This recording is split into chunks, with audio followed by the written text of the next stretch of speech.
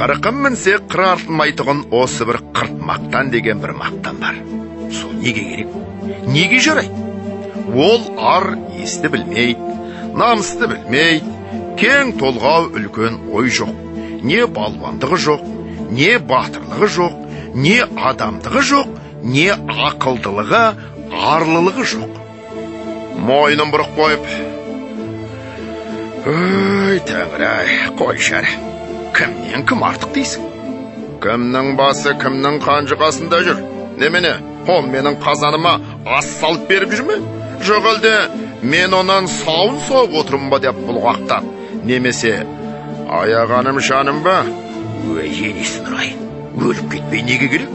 Азар болса атылып, е осы үшін айдалып кетсен де көнгенім қақ. Әйтеуір бір өлім бар ма деп қалшылдайтұған кісі көп қой, көп.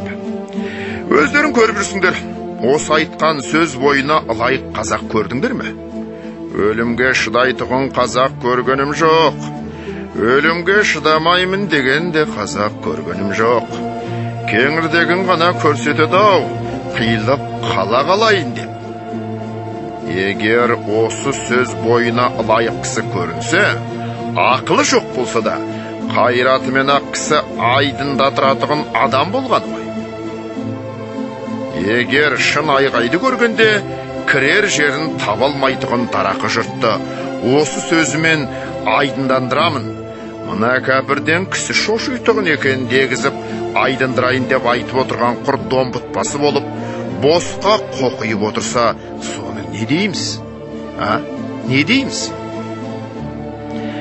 Әй, Құдай-ай, жанға мырза қылатығын, ердің жадағайдақ сертке тұрғыштыға, малға мырзалыға, дүниені бір тиын есеп көрмейтұғына, жомарттыға, әр түрлі белгісі бойында тұрмас деді.